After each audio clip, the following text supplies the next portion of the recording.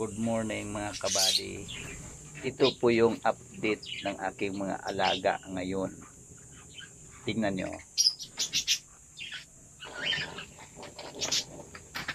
Ayan. Ito yung New Zealand White. Ang kanyang ama ng mga anak na yan ay California. Yan, nagpapadidi siya. Ang anak nito, pag nanganak siya, 9, pero patay yung dalawa na apakan niya. So normal yan pag nanganak yung rabbit na hindi mo nababantayan, lalo na pag sobrang dami. Yan o, malusog yung mga anak niya.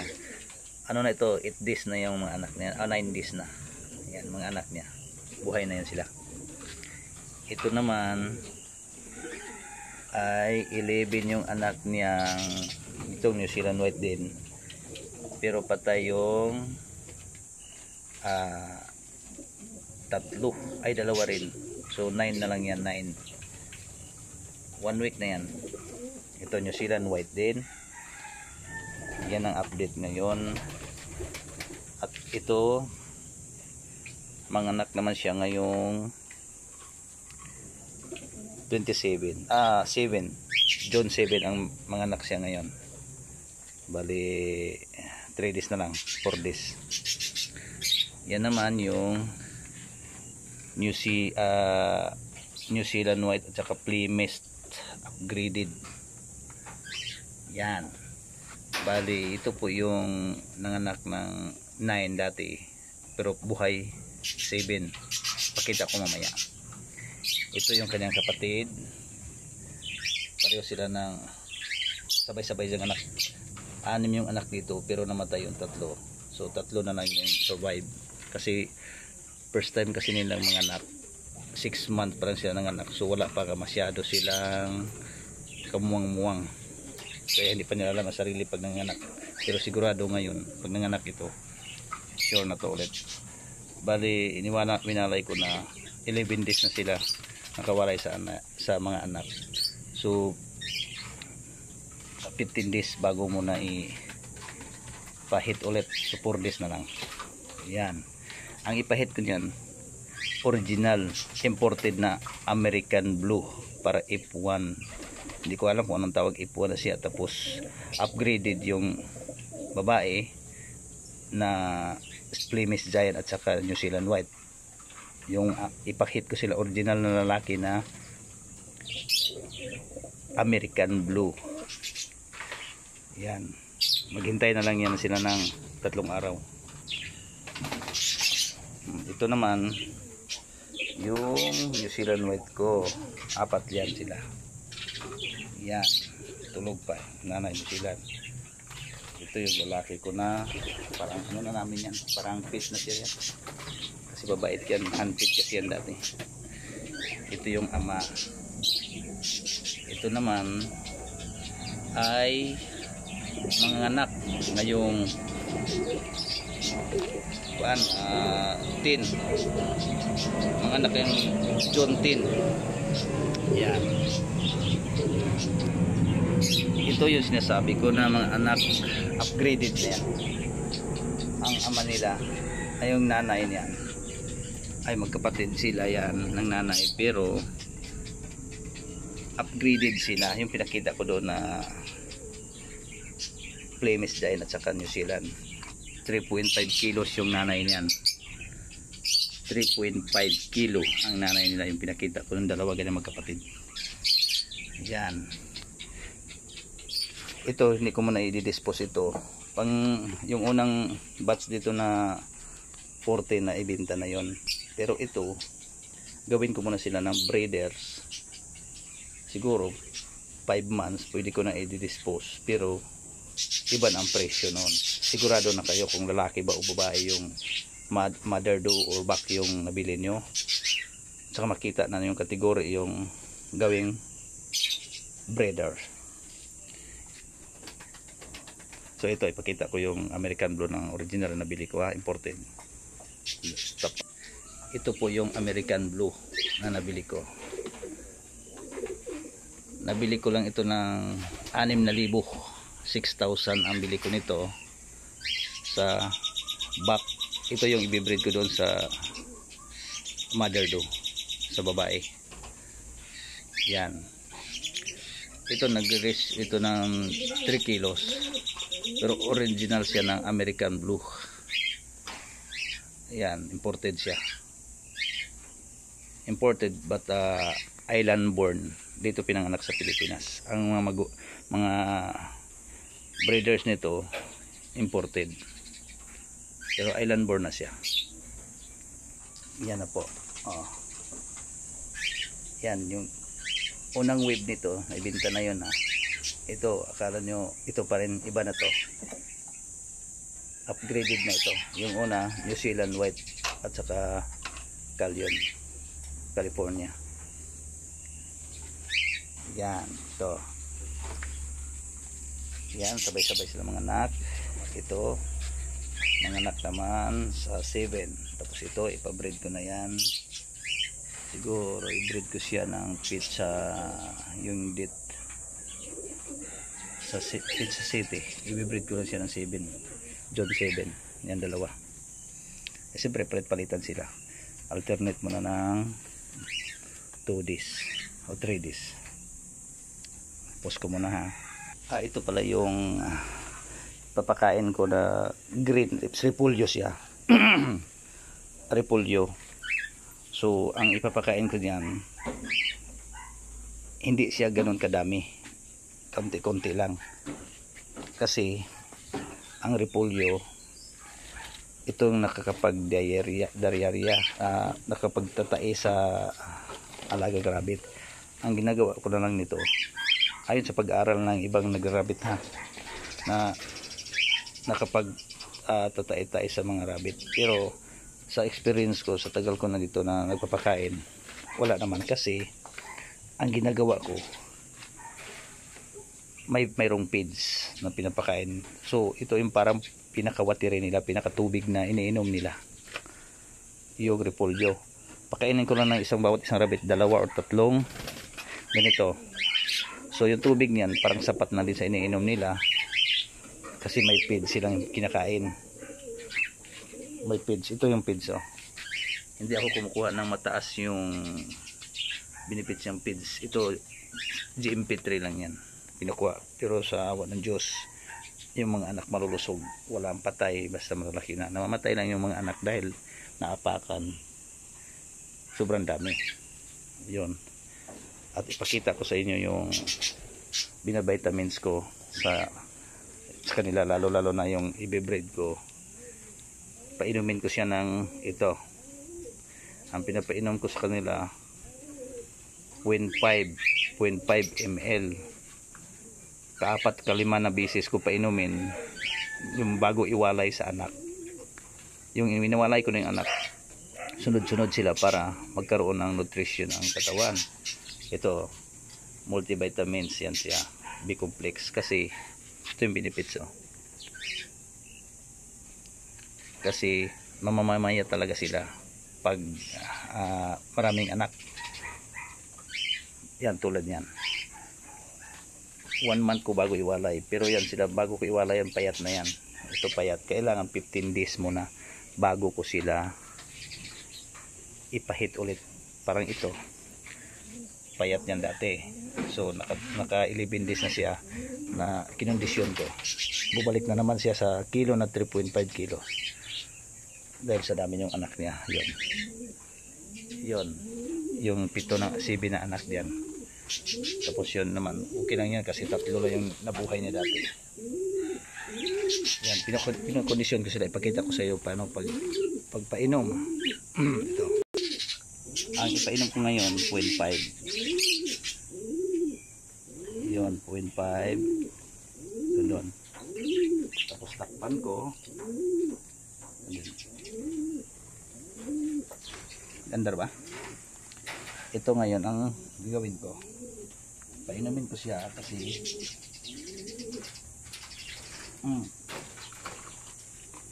last na ito painom para magkondisyon. Okay, yan ang pinapainom ko. Ito si Ital. Ito yung lalaki painumin ko, pero ano to, fit na ito sa mga anak ko. Kasi sobrang bait ito eh. Nakikita pa. Ito.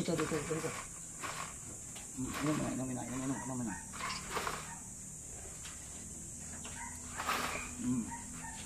Balik daw, balik. Pause na. Okay, ito naman isa. Tapos na yung isa. So, ito naman sa Bisaya pa, bukol. Grade.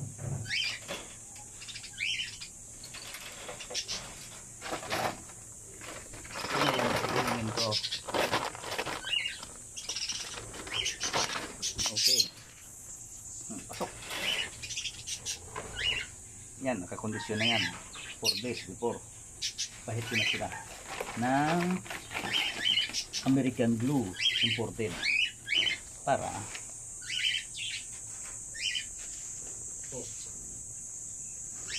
ikaw wait ulit oh. Wait balik na. Ito pasok na. Okay.